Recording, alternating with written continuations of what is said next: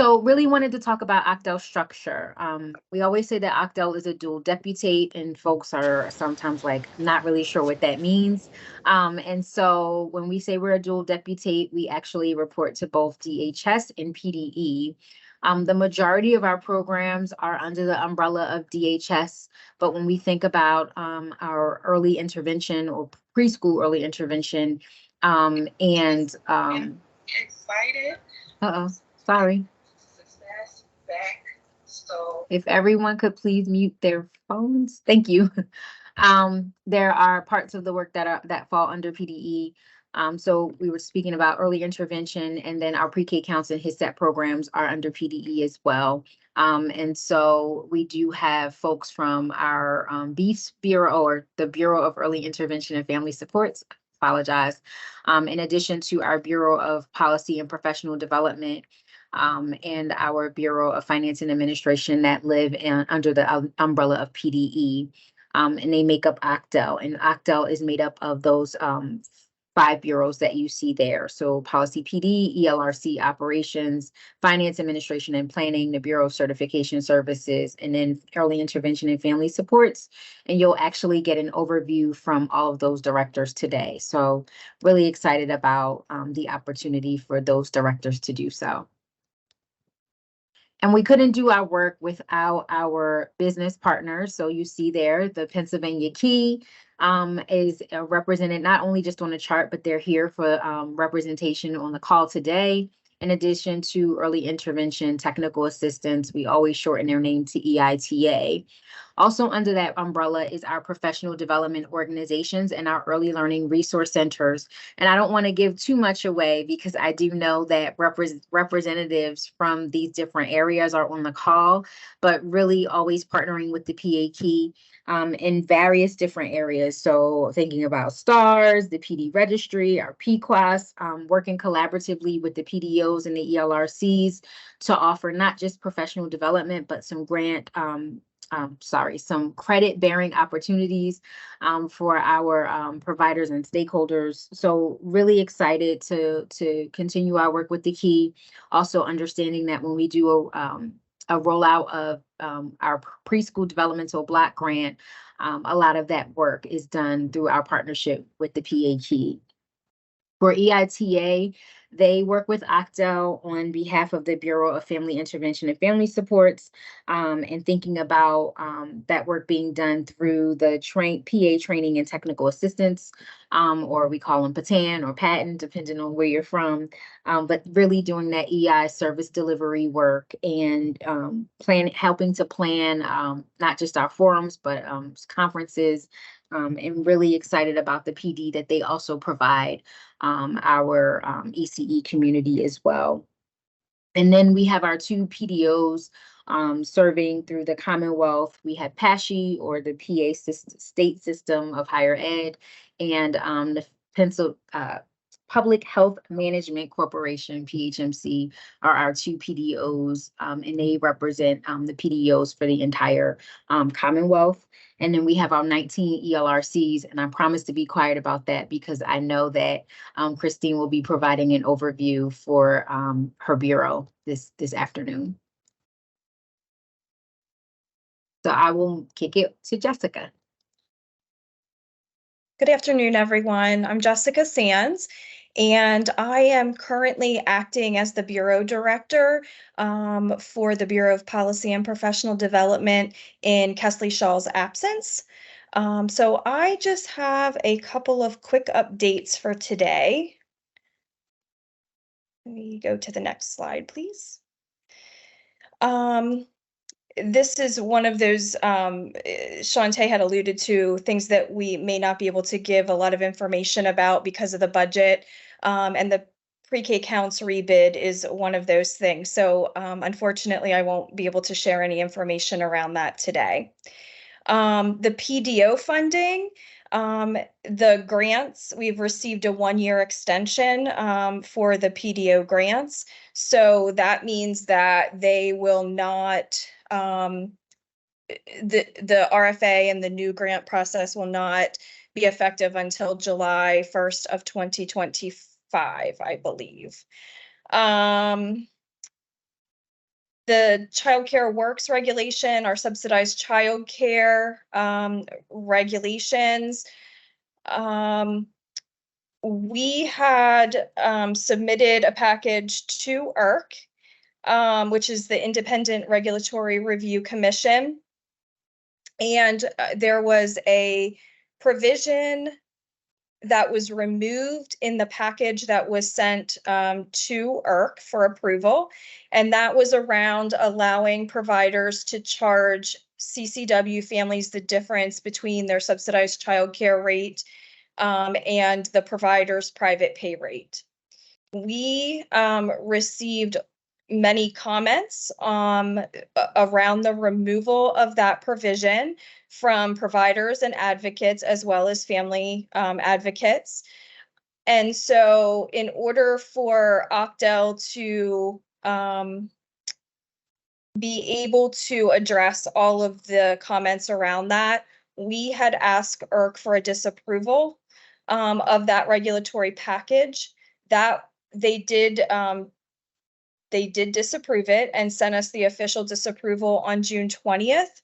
And now OCDEL has 40 days from that date to revise and resubmit the package. And so we are in the process of those revisions currently.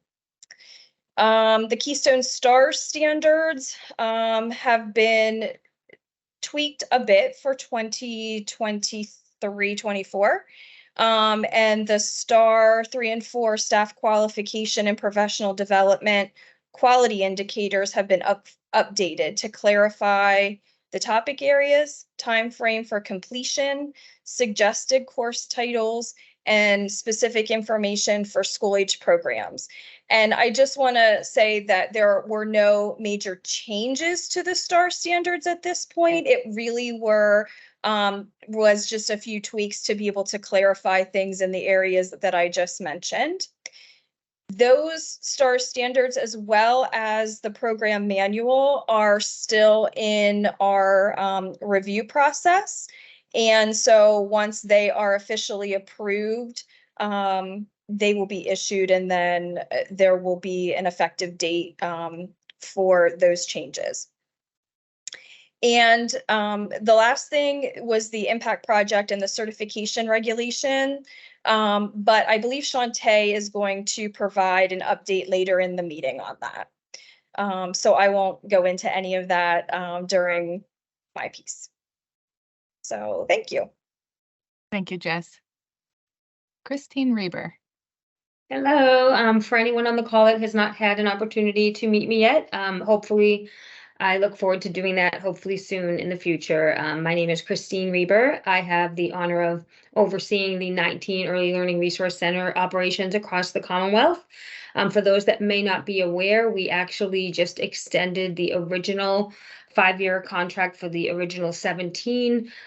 So all 19 will remain in place as they have been functioning through June 30th of 2024. And the current RFA process that is in place right now for reprocuring for the 5-year cycle that will begin July 1 of 2024 is still in process with procurement. Again, for those familiar with the process, you are probably very clear that our office does not have a lot of details or information from procurement, as they do that as a very specific process through their office. So just wanting to give folks a update on the fact that we did a 1-year extension for the original 17. So if we could just move on to the next slide. Just a quick awareness for anyone that may not be aware how my bureau functions. I operate through 2 separate divisions that do some clear monitoring and operational supports for the ELRCs. And then certainly our early learning resource centers manage the Child Care Works subsidy program and our Keystone Stars quality program on behalf of the department and OCDEL as an office. Next slide, please. And then this breaks out the 19 ELRCs by region. Certainly you can take a look at that, and then I'll have a slide that will give you some contact information as you may need it. I won't go through these objectives because I would hope most on this call are well aware of the various pieces that that our bureau work with the ELRCs on for objectives. They should be involved in pretty much everything that you all are doing and be partnering in that work through the various meetings and supports and outreach that the ELRCs do on a regular day-to-day basis through our providers and other connecting agencies. So that just gives you a little overview of some of the things and then some of the objectives. Again, always willing and happy to take questions or meet with folks. Now that we're past some of the pandemic constraints and concerns with travel and so forth, the hope is to be out and involved out there with you all. So certainly very much welcome opportunities to come out and meet with you as appropriate. So I believe that the next slide will give you some details on where you can find the ELRC's contacts. Certainly you can read through some of the objectives. I'm pretty sure most of you are very well aware of the work that the ELRCs do and that my team does. That's my hope. Christine, there's a question in the chat. Okay. Do you want me to? If you want, I can read it off, or you can see about it. Sure, I can go ahead and read that from Tara. Is the Operations and Monitoring Bureau only responsible for operations and monitoring of the ELRCs? Is EI and family support programs monitored through the other bureau? So that's correct. My team specifically work with the ELRCs on anything that they would have to adhere to via their contract, and it's pretty massive. So again, we do those pieces and always looking at ways to improve our supports and resources to the ELRCs in the work that they do. But yes, EI would have their own specific folks that would monitor that. Hopefully that helps, Tara. And then this just goes ahead, this will go ahead and allow you to access the details for all those regional ELRCs and to give you an idea of additional work they do. Most all have their own website that also details very specific regional work. So hopefully that would be helpful in your communications. But the ELRCs are always very happy and willing and wanting to partner with folks. So certainly if you haven't had the opportunity to connect with them, I would really ask that you will find some time to make that happen. So thank you. And I don't see any other questions unless I'm missing something. Thanks so much, Christine. Okay, actually, I do have another question here from Carol before we move on to Sharon. Apologies if I missed it. I heard you said the contracts were extended by 1 year regarding the ELRCs. However, have we selected the winners for beyond fiscal year 24? The contracts awarded beside on the rebid process? If not, when do we expect to do so? And Carol, I did kind of breeze through that a little quickly just in deference to time, but yes, procurement is continuing with the original request for application, and they will continue through their process. I do not have details on when they will make any announcements, if there would be new grantees for that bidding process, but certainly please just keep your eyes open for details from them, and communication will be in alignment with their regular processes within procurement. Thanks, Christine. So hopefully that answers that. Okay, thank you. Next up is Sharon Arabia, Acting Director for Certification Services. Thanks, Netta. Yes, I'm, as Netta said, I'm Sharon Arabia, and I'm the Acting Director for the Bureau of Certification Services. Can you go to the next slide? Thank you. So the Bureau of Certification is split up between 5 regional offices, as you can see here. Each regional office is staffed with a regional manager, certification supervisors, certification regional managers, and administrative support staff. The certification representatives are those staff that are responsible for coming out and doing the inspections for the child care programs. Currently, we have approximately little less than 6,500 certified programs across the state. Each regional office, and I apologize on the previous slide, each regional office had an 800 number that is there for you. Here are also RA accounts. As you can see, if you wish to email any of the regional offices for contact information, As you can see, the Central Region Office and the Western Region Office have two separate RA accounts specific to counties. Within the Western Region, we have one office that is located in Pittsburgh, and then the second office is located in Johnstown. The Central Region Office has an office located in Harrisburg, and then a second office is located in Selinsgrove. It's just because of the geographic makeup of each one of those regions. And then just a little bit about certification. It is one of the largest bureau actually within OCDEL. And we have the certification, we have the director position, and then we have added some positions. So we have a division chief now, who is Chris Luce. And then we have the 5 regional managers. I will be moving back to the regional manager position in Western Region. And then we also have the Human Service Program Analyst, Human Service Program Rep, who is Leanne. And then we have a Human Service Program Rep, Kelly, and we have a vacant position. So that's for an analyst position.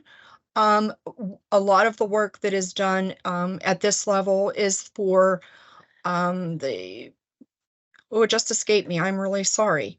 A lot of the sanction review, a lot of the monitoring. So it's internal monitoring that comes out of through Kelly's position. And then Leanne is responsible for a lot of the training and professional development for our certification staff. Thank you, Sharon. Thanks. Shantae, did you want to hop on for an introduction? Are you still with us? Yeah, I am. I'm sorry. Okay. Nope, that's okay. Did you want to announce Yes, ma'am. introduction for the new? Go ahead. Thank you. Absolutely. I'm sorry. I've been all over the place. So just noting, I think Ms. Sharon kind of alluded to it. She has been in the acting position since October. And so we are finally excited to be able to have a bureau director move into place permanently, and that person, and really excited to announce, and she knows that we'll be announcing today, is Miss Ruby Martin. So Ruby Martin will move into the directors of certification services. So just really wanted to take the time to thank Ms. Sharon for her service, for all this time and putting folks together and keeping our bureau together in the interim. But Ruby Martin will be starting July 24th. And moving into the bureau director position. So really excited about staffing that position permanently. So thank you for that. Thanks, Shantae. Thank you, Sharon. And we will move on to Deb Knoll. Okay, good afternoon, everyone. I'm Deb Knoll, and I am a division chief in western part of the state of operations and monitoring. I'm filling in for Lisa Parker, our bureau director, who is currently on leave. So I just want to give a quick overview of our bureau, and primarily we'll be focusing on the early intervention, and maybe at our next meeting we can focus on the family supports. But our bureau consists of 3 division chiefs and 1 family support program manager. And then we have 12 early intervention advisors and 1 program specialist for early intervention, and then 2 program analysts for family supports within our bureau. Our bureau is the state lead for infant toddler early intervention, as well as preschool early intervention, and then also maternal infant early childhood home visiting and our family centers. For early intervention, our infant toddler program, we have 48 county and county joinders, and they fall under the Department of Human Services. Our 34 preschool early intervention programs fall under the Department of Education, and they are either intermediate units, school districts, or private corporation, which is Elwyn.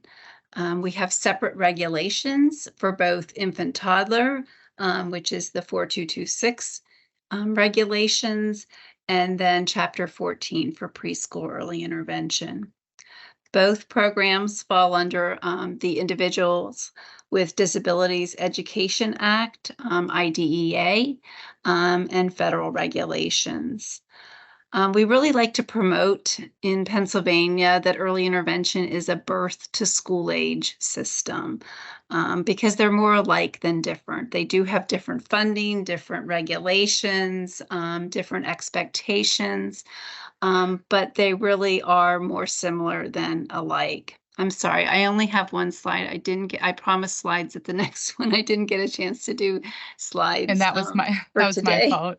So, you can just stay on this slide, Netta, please.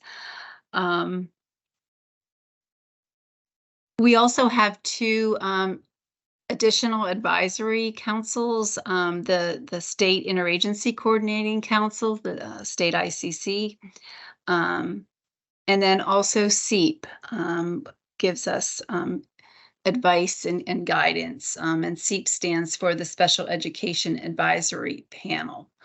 They are governor-appointed positions as well. Our early intervention advisors complete like cyclical monitoring of our programs. We go on site now every 4 years. We monitor about 20 programs, 10 infant toddler, 10 preschool. And our verification process really focuses on compliance as well as continuous quality improvement. So we're looking at federal and state laws, making sure that our programs are implementing them, as well as improving quality services and supports. When we go on site, we include a team of early intervention advisors, as well as an early intervention technical assistant consultant. And then we also have a peer from a neighboring program on the team. Another big piece of what we do for early intervention is we issue local program determinations to each infant, toddler, and preschool program on an annual basis. Their determination looks at several different elements, but we use their compliance data as well as the data from the annual family survey that we do. So along with the early intervention verification and determination process, one of the priorities that our Bureau has been working on the past 5 years has been service delivery and implementing evidence-based service delivery with fidelity.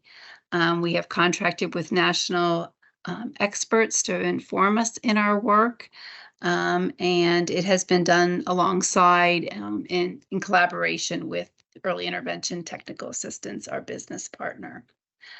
I like to say that there's children with developmental delays and disabilities throughout our Pennsylvania families, throughout our early childhood programs.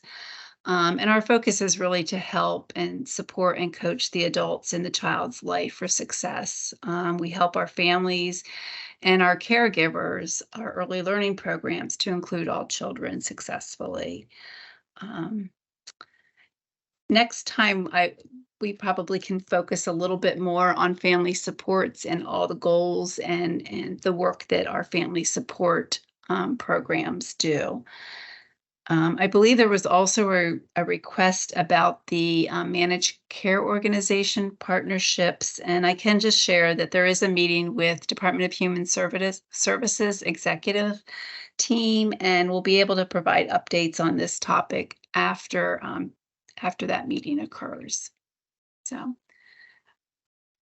Great. Thank you so much, Deb. You're welcome. Thanks, Netta. Thanks. So now we will move over to Kim with EITA. Hi, thanks, Netta. Can you hear me okay? Okay, Yes. great, thanks. So yes, I'm Kim Catellis, and I am one of the project managers with Early Intervention Technical Assistance. I am sitting in for Deb Dalton, who was our director. So on the next slide, I'll talk a little bit about EITA. EITA has been providing professional development and technical assistance for over 30 years for Pennsylvania State Early Intervention Program.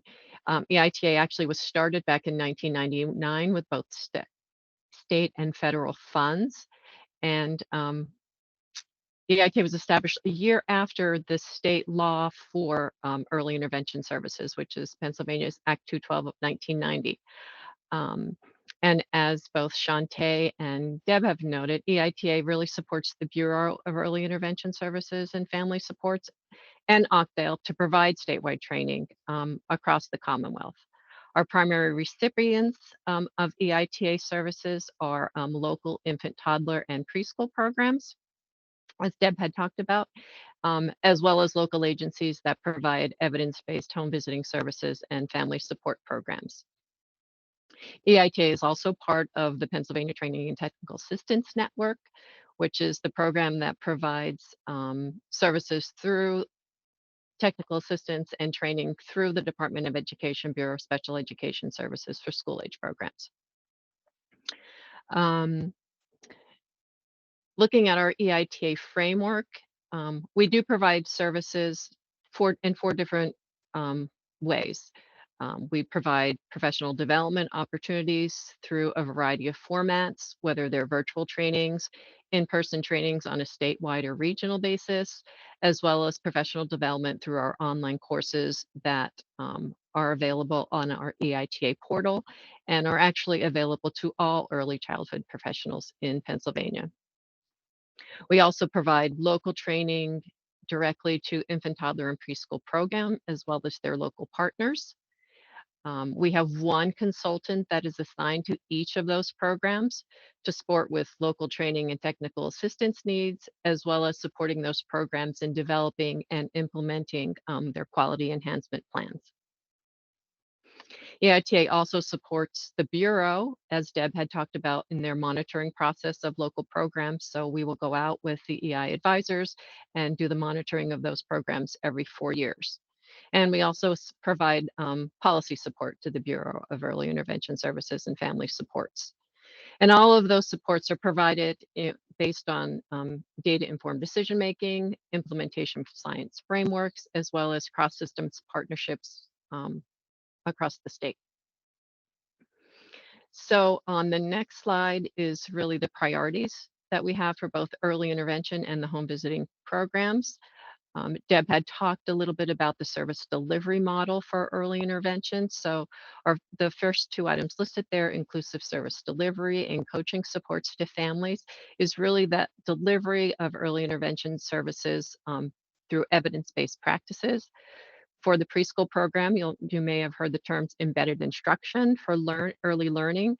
This is an evidence-based approach and is being used to intentionally plan and implement and evaluate instruction for preschool-age children. Coaching supports to families and caregivers is really a priority specific to infant toddler programs. And the model being used for that is family guided routines-based intervention. You'll often refer to us saying stuff around FGRBI, the acronym for that. We also are focusing on the social emotional well-being of young children, as well as family leadership opportunities. I wanted to just briefly talk about how we support social emotional wellness, that priority, because I know that was an interest or a question that came up from some of you. And EITA uses the pyramid model, which I'm sure many of you have heard, and it's a framework for evidence-based practices used to promote the healthy social emotional development of young children. The first tier describes strategies that are used to promote and support that development for all children. Then the next tier focuses on targeted social emotional supports for those children who are at risk. And then really at the very top of the pyramid are the two areas where EITA provides a lot of support. So during the past 2 years, we've provided a series of webinars in how to teach social skills, such as emotional literacy, self-regulation, making friends. We're also planning a series of 5 one-hour webinars to address the 5 the big five of classroom guidance, and that's providing a 5-to-1 ratio of positive attention, using predictable schedules, establishing routines within routines, directly teach behavioral expectations, and peer-mediated social skills. So we'll be focusing on that this year. We also are presenting sessions on prevent, teach, reinforce options for young children. We are going to develop an online version, or well, we are funding an online version of Prevent, Teach, Reinforce for families that can be used throughout 2027. So we're doing a number of different things related to the social emotional development of young children. And we also are very involved in the operations of the Pennsylvania PBIS network. I would say, so the next slide really talks about our EITA portal, and I'm going to drop a quick link into the chat box to access our portal. So the portal has a variety of different resources that you can access, both for online learning as well as other resources on different topics that are a priority within the office. I am actually going to drop in the chat box also our page specific to social emotional development. So there are a number of different resources there. The pyramid model information is there as well. So like I said, the EITA portal is one place that we have resources. We also have what we call our EITA mobile app. And the mobile app provides on-the-go resources that can be accessed from any phone, any iOS device, any Android device. And it really is sort of those on-the-go resources for the practitioners in the field. If they need a refresher on something, or as if they're going in and talking with kids and families, there's resources available on that. And this next slide really is just directing you to one specific resource that we have on EITA Mobile, and that is related to Pennsylvania's early intervention principles. So that really does give a very good overview of what we feel is the service delivery model and the principles that we follow for supporting kids and families in the early intervention program. So that's all I have about EITA, and I am going to throw things over to Carolyn to talk about an OCDEL conference that is being planned for March of 2024. Thanks, Kim, and good afternoon, everyone. The reason that we did add this update to the EITA slides is OCDEL is working with EITA on a conference in March focused on challenging behaviors in the classroom. We've heard from, SAC members, other advocates, as well as directly from providers about the increase in children's challenging behaviors. So we are in the beginning stages of planning this.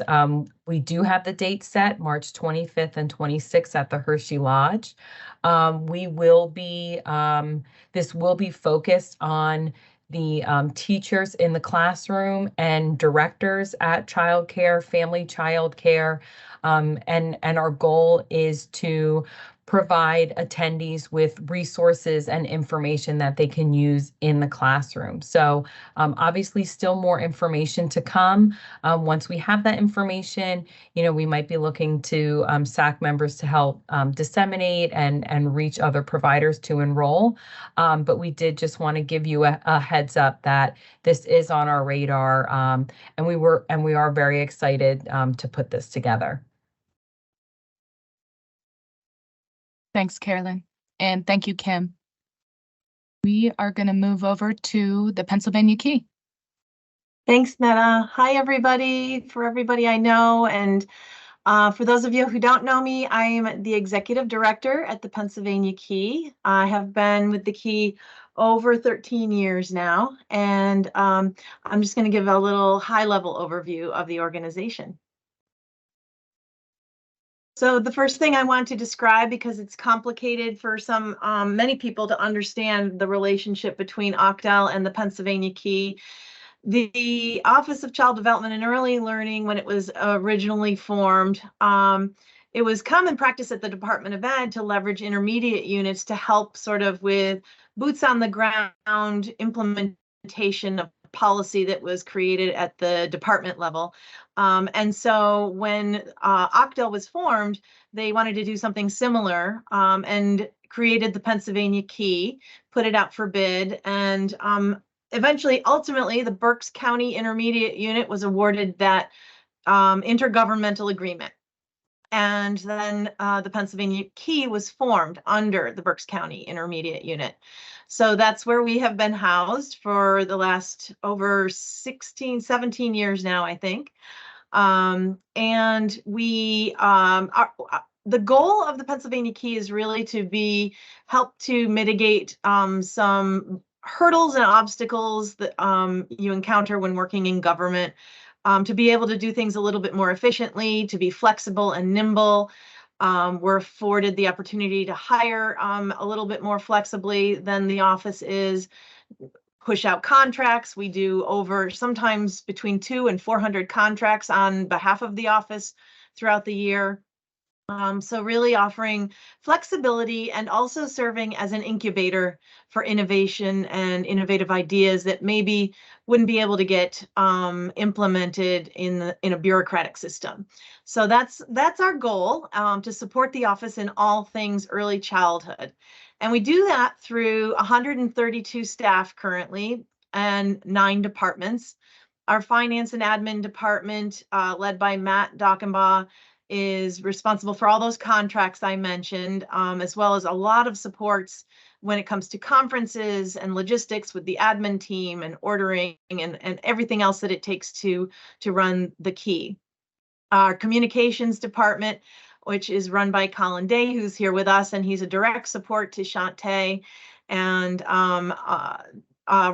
his team's responsible for the early ed news and a lot of all communications really that go out to the early childhood professions, often to the ELRCs and other important partners.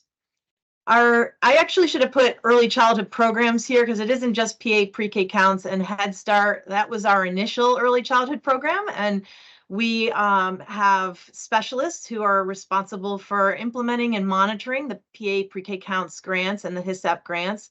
We also, under this department, have our infant toddler contracted slots supports to the office, and we also have the early Head Start childcare partnerships team who supports OCDEL's grant.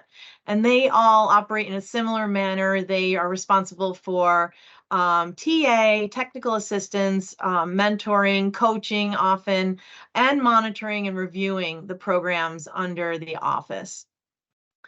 IECMH is Infant Early Childhood Mental Health Consultation, and that is Brandy Fox's department.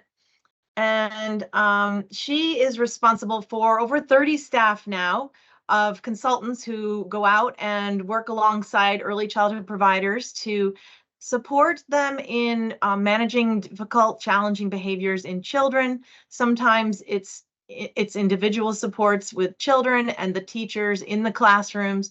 They also have a office hours, which is innovative, and I think Brandy's team was the first in the country to do it during.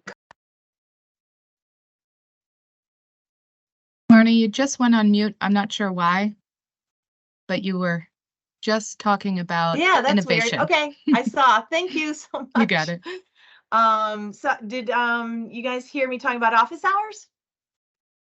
Great. Okay. You just started. So yeah. Brandy's team was the first, I think, in the country for ECMH consultation services to develop this office hours where people can call in, and that's parents, caregivers, family members, childcare providers, teachers, anyone can call in and really just sort of talk through a challenging situation they might be having with a kiddo in their classroom or in their setting.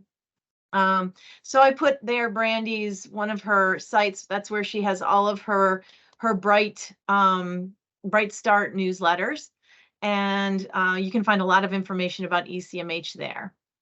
We also have our program quality assessment team, who has shifted and pivoted their work several times over the course of COVID as the efforts and the policies around assessment and classroom assessment have morphed through COVID.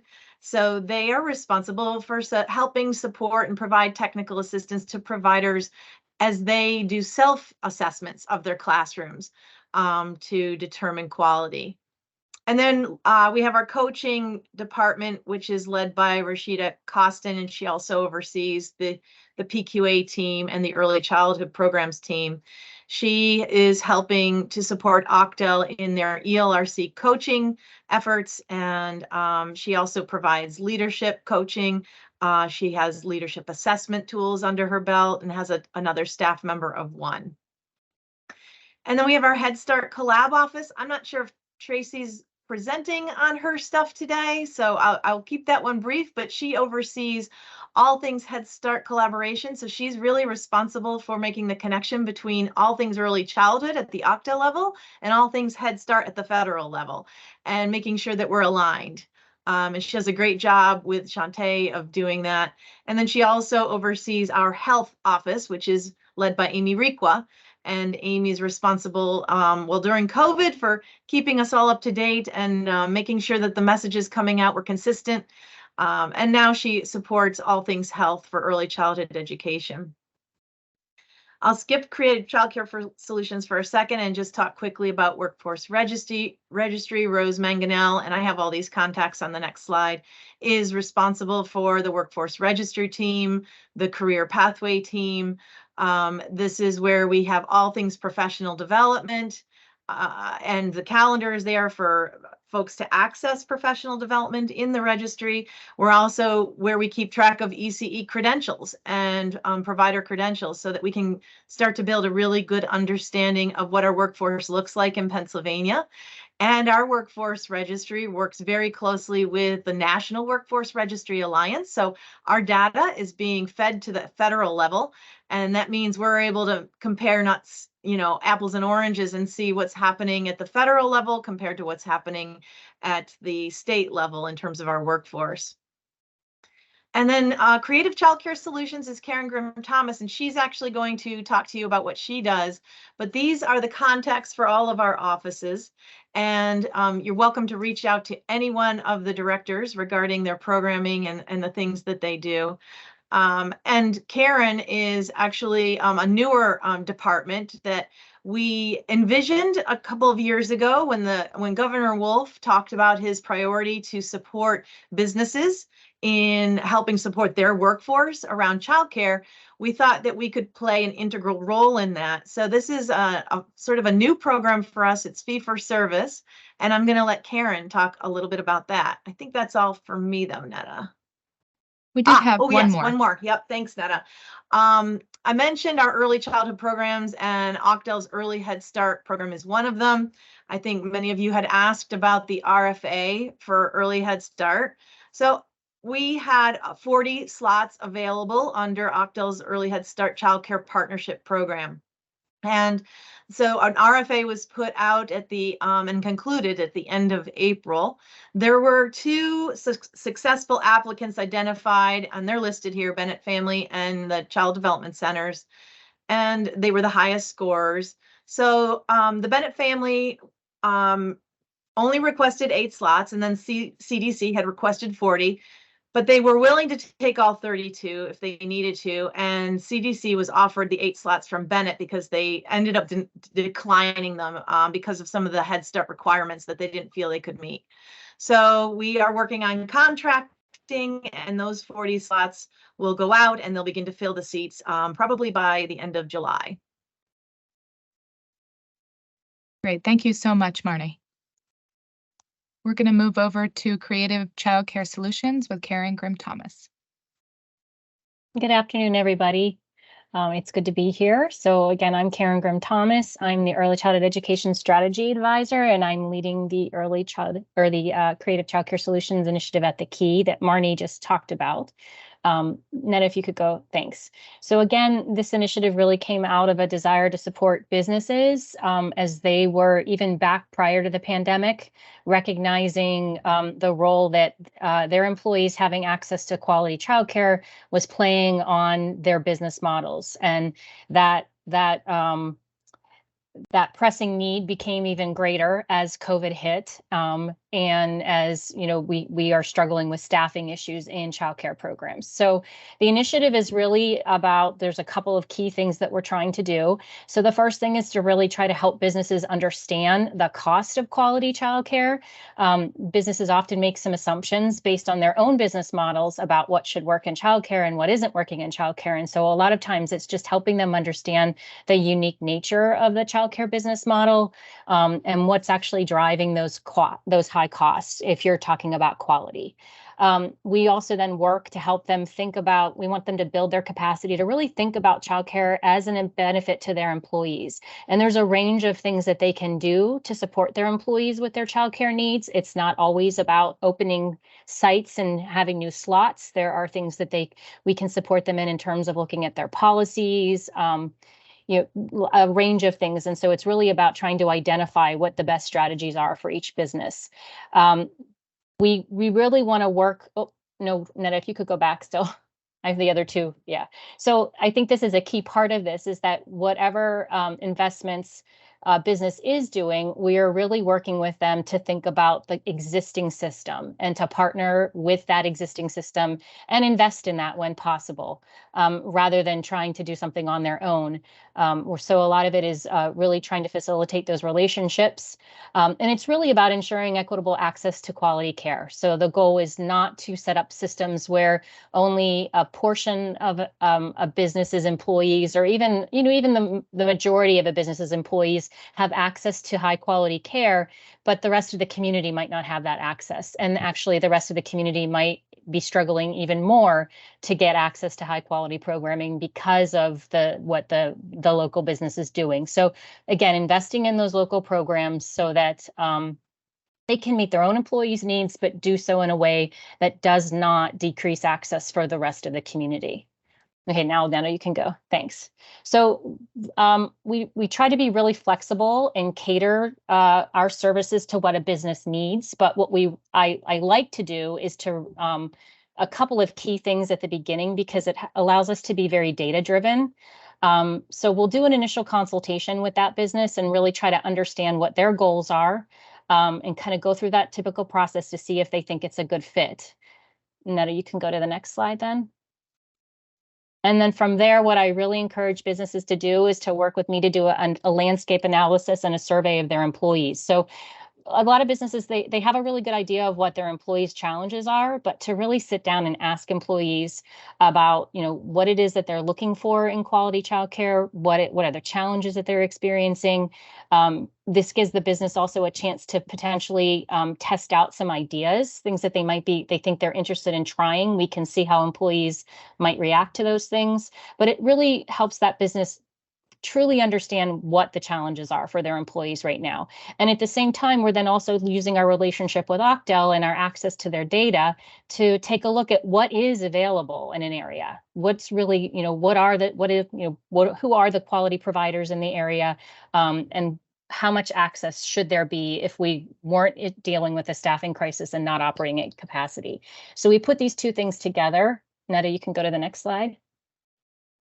So we put those two things together, and it really helps us paint a picture for that business of exactly what's happening in their community and with their employees around childcare. Identifies where those challenges are coming from, and identifies any strategies then that will help fill that gap. So then we can evaluate the different strategies that are potentially going to be helpful in the context of what the company's overall goals are, and then start to move forward with those strategies. Netta, you can go to the next slide. Some of the other services that we do, so we can help a business.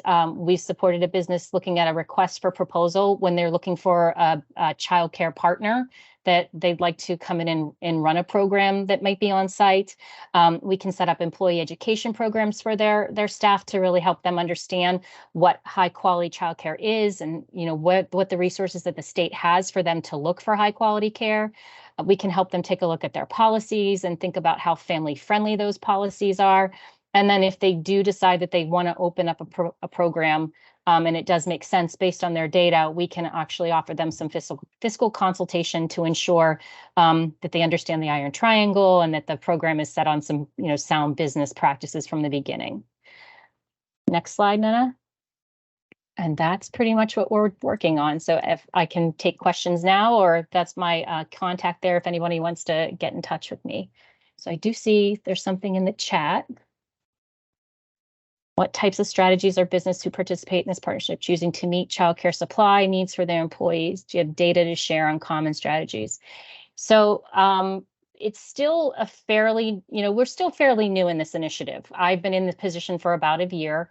I've been working closely now with 4 different businesses, and it really is a range of things. A lot of times there's low-hanging fruit around looking at their policies, trying to think about, how they're looking at their leave policies. Are they giving their staff flexibility to use leave when they're having childcare issues? It's also been a lot of kind of bringing businesses together with childcare providers in their area to really kind of understand one another.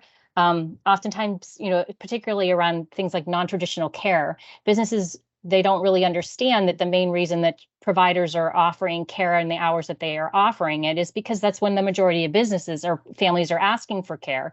And if you can have conversations about how many of your staff need care at different times, and can you shift hours once providers understand that there'll be a need for that care, it can open up some of those conversations. So at this point, we have a little bit of data, but not a lot of data that we can really kind of put out there with a lot of confidence to say that these are trends or anything that we're seeing. But hopefully, as we grow this project, we can definitely be sharing that information with you in the future as we gather it.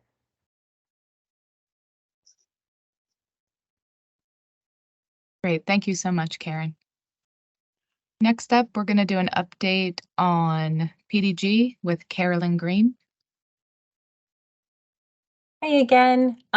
So just a brief update. I believe at the last 2 meetings, we did share with the group that OCDEL was awarded a preschool development grant, a federal preschool development grant, which we refer to as PDG. Based on our fiscal year, the funding needs to be appropriated in the new fiscal year. So like Shantae mentioned in the beginning, that is something that we are waiting on pending the 23-24 budget. So over the last few months, we've just been planning internally and making sure that we are ready to go once the funding is available. The one update that I am happy to share is we have hired a grant manager to manage PDG. Her name is Lisa Unrath, and she is here on the call today. And I do, Lisa, want to give you an opportunity to say hello. I know you have a lot of early childhood background and some experience with the key, so I'd love to give you a minute or two to introduce yourself to the group.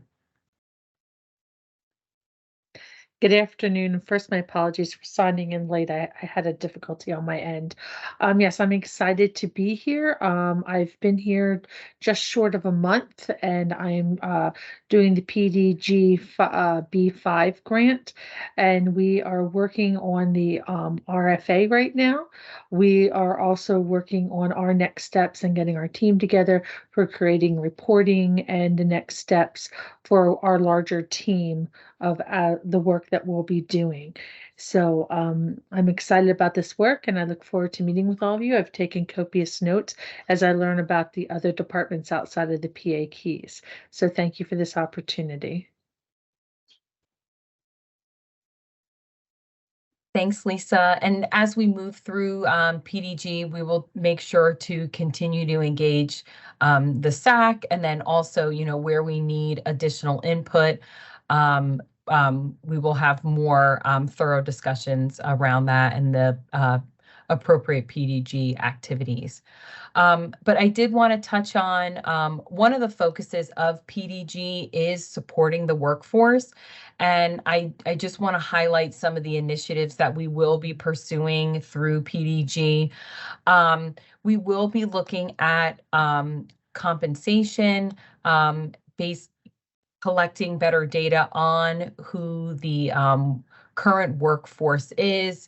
Are there ways to better recruitment? Are there different populations or individuals that we should be recruiting?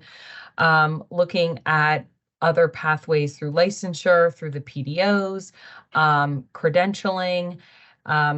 I think a big one, kind of going back to the challenge, connecting to the challenging behaviors, is mental health supports for the workforce. We've definitely seen that we've needed that for the children in the classrooms, but we also need that for the teachers as well.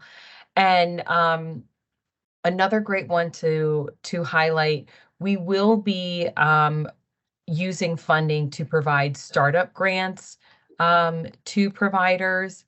We still need to work out the details on the application process and when that will be open and who would be eligible. But we are looking at providing startup grants varying from $2,000 to $10,000. So again, that's something that once we have more details, we'll definitely make sure to share with SAC and help and ask you guys to help us get the word out as well. Thank you, Carolyn. Next up, Shantae is going to speak a little bit on diversity, equity, inclusion, and belonging, and then also give us an update on our impact project.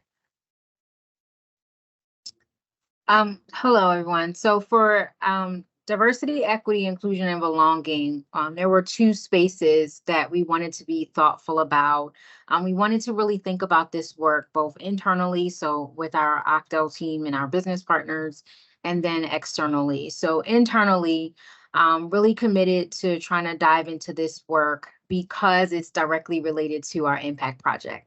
We can't talk about being less burdensome and equity and thinking about equitable regulations and then not have done the necessary work internally to kind of explore this as a topic.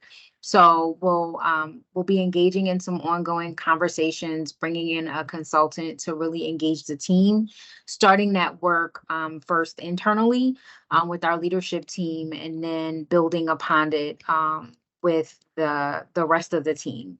In addition, we'll be focusing on some very specific, I don't want to call them strategies, but very specific areas that warrant us to have to look at it through an equitable lens. And the first is just really focusing on translation. When OCDEL shares materials, we need to make sure that we are sharing materials, be it marketing resources or just general resources for our providers in various languages. Not everyone speaks the one language of English. And so we're trying to be really thoughtful of that. And Carolyn had mentioned some of the activities that we're doing with PDG. And this is one of those activities, is really taking time to focus on making sure that all of our resources and things that we create that come out of our office are translated so that all of our providers can understand them. And then I already touched on these internal structures or systems, which is the internal team really starting to dive in and look at things through an equitable lens, understanding that we all come from a different space and place. And it's time for us to start to acknowledge that so that we can utilize the differences in our lenses to do better work. So you'll start to see OCDEL diving into that work. The other piece that we wanted to be thoughtful about in this space is also looking at our system to acknowledge that our suspension and expulsion policy was a little dated. So there may be some folks on this call. I know there are some OCDEL internal folks that were part of the suspension and expulsion work group. And we paused on that work group because we really wanted to take the time to, one, make sure that we're engaging providers. It is very hard for us to do any work that touches providers, impacts providers, and then we don't put them in a space and place to be able to provide some feedback about what's happening in the system where they serve children. So you'll start to see us kind of do some soliciting, probably through the SAC, have some initial conversations about what we want the suspension expulsion 2.0 work group to look like. In addition, we also want to update our suspension and expulsion policy. Acknowledging that the original policy was developed in 2017, we are well past 2017. There are a lot of things that have impacted our system and changed our system, our ECE sector. And so we really want to take the time to acknowledge that and make sure that we're putting together a group that could really think about this from an equitable space that includes the very people that we serve. So please look out for that, and just really wanted to acknowledge that you'll see us diving into that work more. And that is really because we really need to start to think about the folks that we serve as a collective, and not just one or two people benefiting from the much larger system. So that's it for DEIB. Next slide, Netta. So I wanted to talk about the impact project.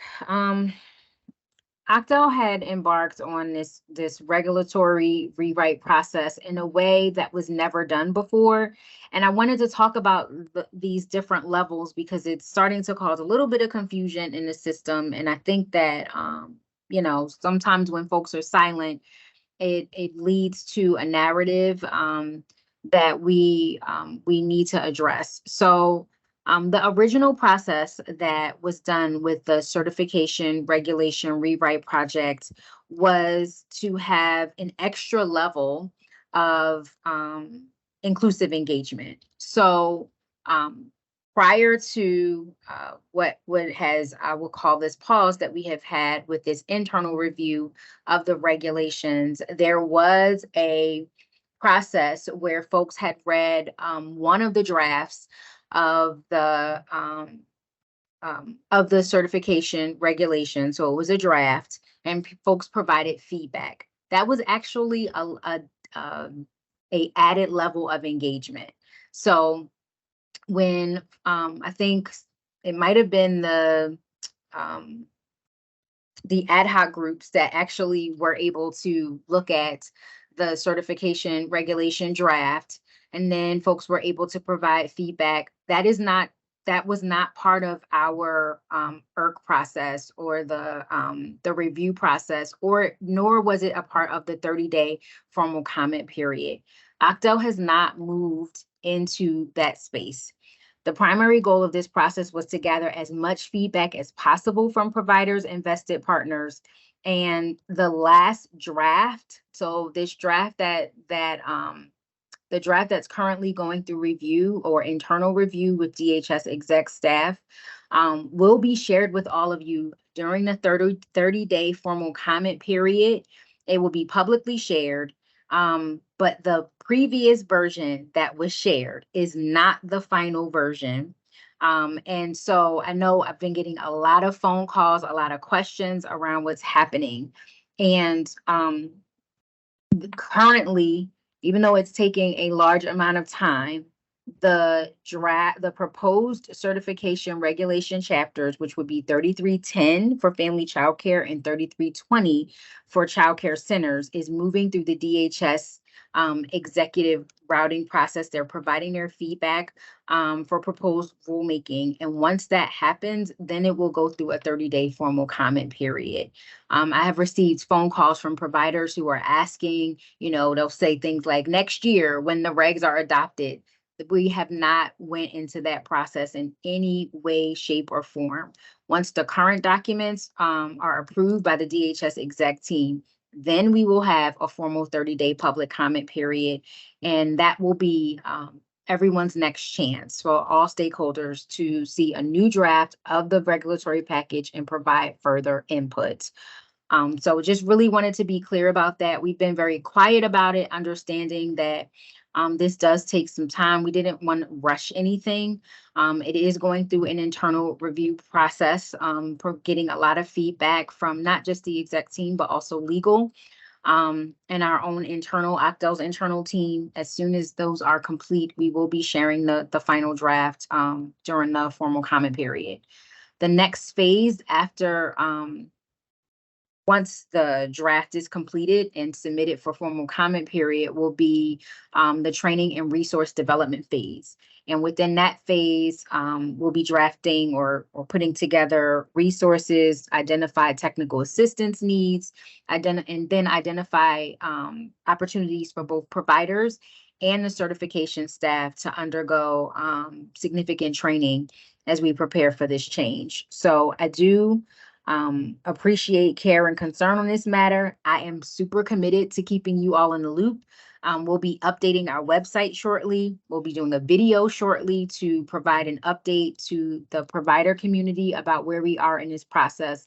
But we are not anywhere near changing childcare certification regulations at this time, and just really wanted to provide an update and level set. We've seen, a lot of different things come out over the past couple of months where there was a grave level of concern, but just understanding that folks did not go through the formal comment period, that will be coming up shortly. Great, thank you so much, Shante. So we are ending we're still about 20 minutes from the end of the meeting. So at this point, if anyone wants to come off mute, talk about any questions, concerns, you have access to the director or their designee of all 5 bureaus and business partners right now.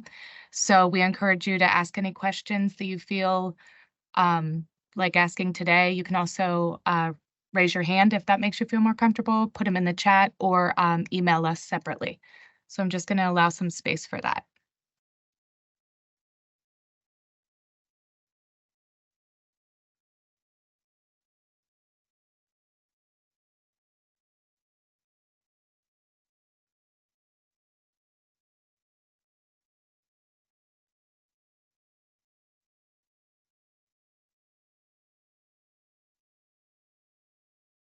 All right, Netta. See, usually we put a little buffer around these questions. So you get 2 minutes to ask a question. If we don't get any questions within 2 minutes, then we'll give you all your time back. All right, Miss Kathleen.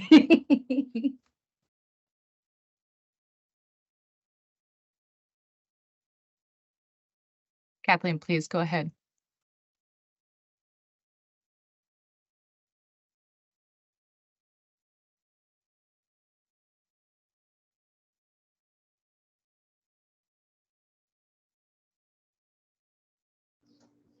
Now can you hear me? Sorry. All that waiting. No, I just wanted to thank you. This was a wonderful overview. And my quick question is just the slides that we saw. Do we have access to those after? Just because all this content, it's hard to sift through. Sure, yeah. Carolyn or Shante, I would say the answer is yes. Can you confirm that I'll be able to send these out to them? Yes, you can send them out. Please do. Thanks so much. Thank you.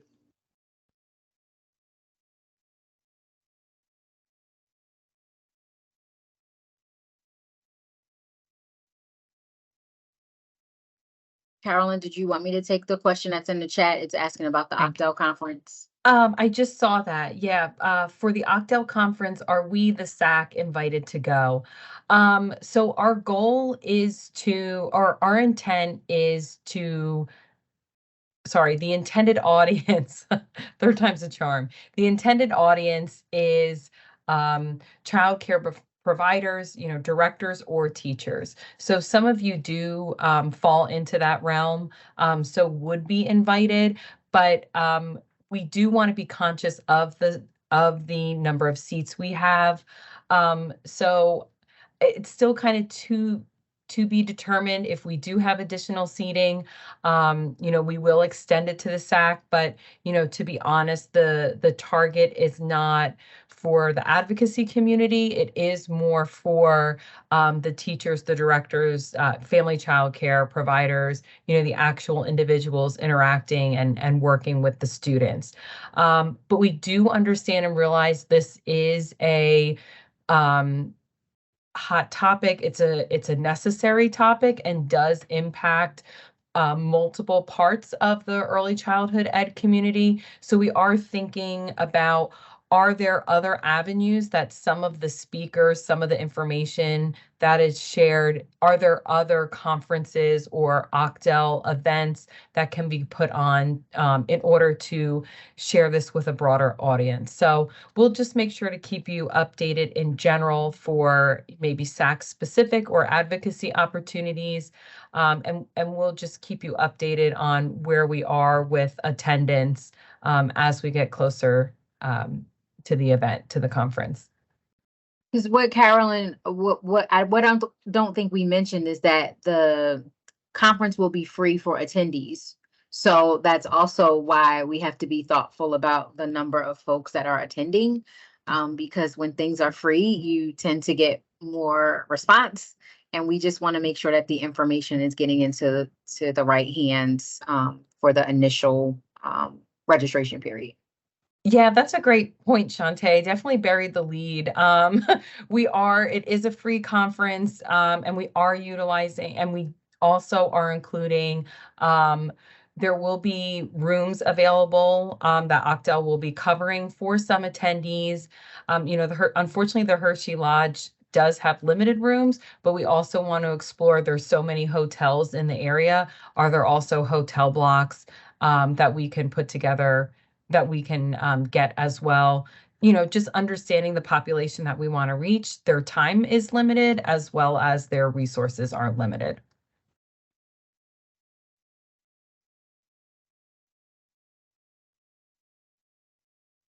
Netta, there's other questions. I'd be happy to read them off, and then who's ever appropriate can chime in. Yeah, Shantae, who should speak? Would you like to speak on the suspension expulsion work group? Yes, I was going to take that one. Thank you. So we will share additional information as it becomes available. This is all something I think we just made our initial decision about where we were going in May, and paused on those meetings. So as we roll out additional information, we will certainly let you all know. So as a SAC member, one of the things that we're trying to be very thoughtful about is making sure that all of you get the necessary information first as we roll it out after we share it with our internal team. So you will hear additional information as it becomes available. Thank you. And then the next question is about the SAC subcommittees and where things stand with chairs and subgroups there. That is more information coming very soon. That's our next piece of the puzzle here that we're working on. And Shantae, if you have more to speak on that, feel free to hop on. No, I think I mean, that's what I was going to say as well. So no, you hit it on the head. Does that cover the questions in the chat, Carolyn, or did you see any others?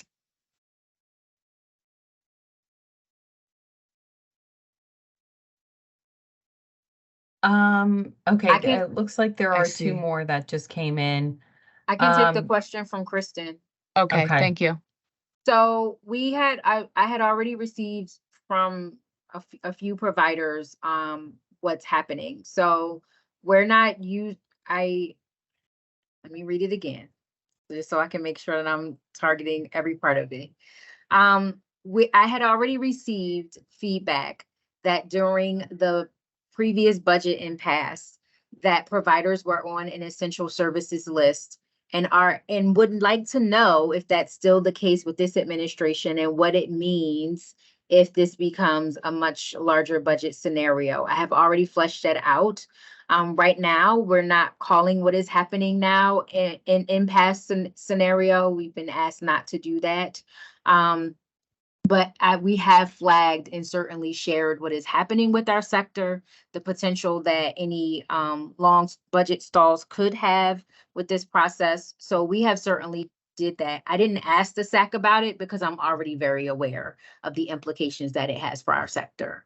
But I can certainly do that. You can certainly share that information with me. I can certainly share it with Gov's office, but I have been flagging these concerns and issues since it's been messaged that the budget has passed without a fiscal code.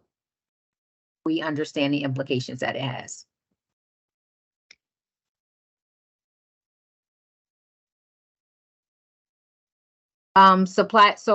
So Rebecca, supply building is actually built into some of the work that we're doing with PDG. The first thing that we'll be doing is a statewide needs assessment to figure out where our quality and our childcare deserts are. And then being thoughtful around I think that's what ties to those expansion grants that Carolyn had referred to when she was sharing some of the things that are built into PDG. And if she didn't, I apologize. We talk about PDG a lot, so it all rolls together. But we will also be thinking about some expansion grants, and those expansion grants will be tied into what comes out of the needs assessment that is conducted as a requirement of PDG. So I hope that answers your question, Rebecca.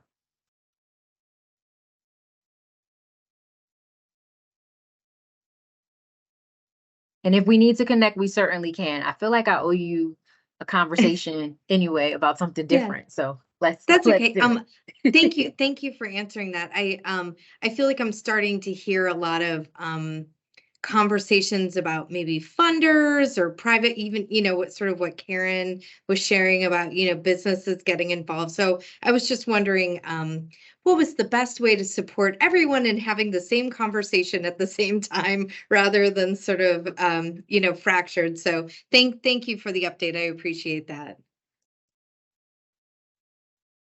Yes, the key team is very quiet about the fact that I am the holdup for the needs assessment. I promise. I promise I'm going to get on it. I promise, Marnie. I see you smiling. It's me.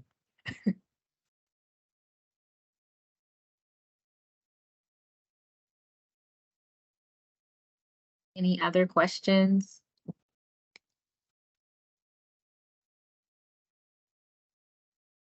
If there isn't anything else, as always, feel free to reach out to myself, Carolyn, Shantae, anyone else on this call, and follow-up will be coming shortly within the next few days. You'll have access to the PowerPoint. So thank you all for all the information provided and for being here as well. Let's make sure this isn't one last question here. That one is for Karen. Okay. Karen, you can hop off mute. Yep. Yes, yes.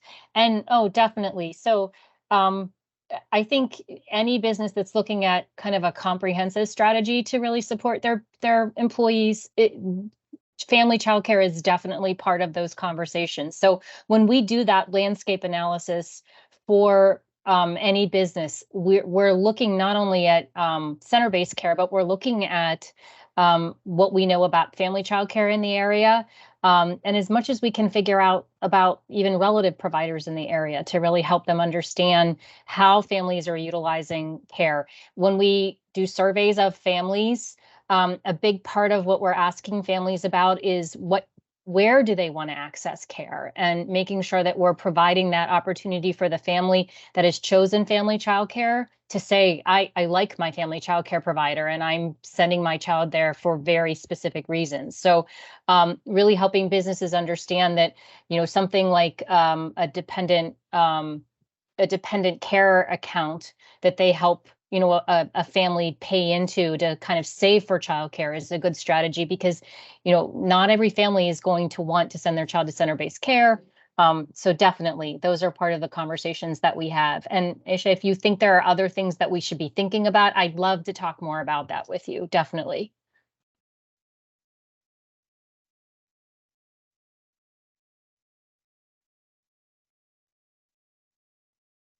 All right. Again, thank you all so much. If there's not anything else, we'll just get back to our workday. Actually, Netta, there's one there for me that just got a follow-up from what I just said. So a dependent care account. So it's almost like, it's very similar to like an HSA, like a health spending account or a flexible spending account, where a business can set up accounts where pre-tax dollars, families are able to have money taken from their checks and put into that savings account. The business can set it up to where the family just has access to it and can, enjoy the tax savings. But we also then can talk to businesses about the fact that just like any kind of other benefit, they could put into the account as well. And I believe they're allowed to put in up to $5,000 a year. I'd have to go pull my data to make sure I'm giving the right, but I have all that information for a business. It's another one of those very much a low-hanging fruit that we can talk to businesses about. It doesn't necessarily help on the access side of the struggles that people are having, but it does at times help families around the affordability side. So those are just a simple thing that we can talk with them about.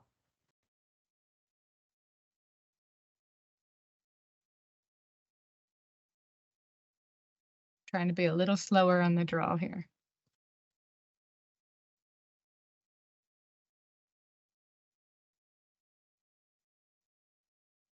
Karen, did you see Adrian's? Yeah, Adrian, there are a number of businesses in the state that are currently looking and doing those things. And so part of my strategy, and I've worked closely with the folks at the Early Learning Investment Commission to really kind of identify who those champions are. Actually, you have somebody on your SAC, Leah Spangler, your co-chair, is a great proponent of this and has set up a number of different kind of business convenings where I've been able to come in with folks from ELIC to really kind of talk about this issue and help businesses that might be interested in it understand from another business's perspective what they've gained by doing this, by supporting their employees with their childcare needs. And then I can be there to offer any kind of technical assistance and start to talk to them about what their next steps could be. So yeah, I think one of the other things that strategies I've tried is I've worked with particularly Diane Barber at PACA on the provider side, that if you as a provider have folks in your community businesses that you think would be really open to these conversations, I would love to connect with you and do whatever I can to support you in reaching out to them and starting to have these conversations with businesses.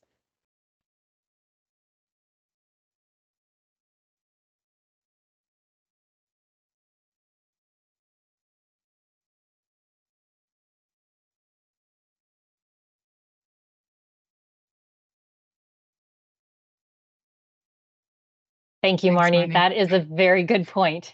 The fee-for-service part is only on the business side.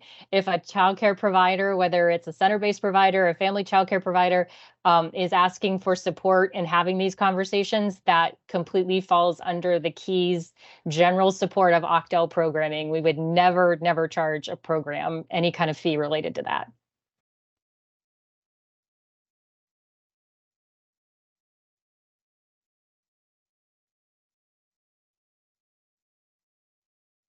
All right, I think we're going to wrap up. A few of us will stay on just a couple minutes longer, but those of you that need to go ahead and go.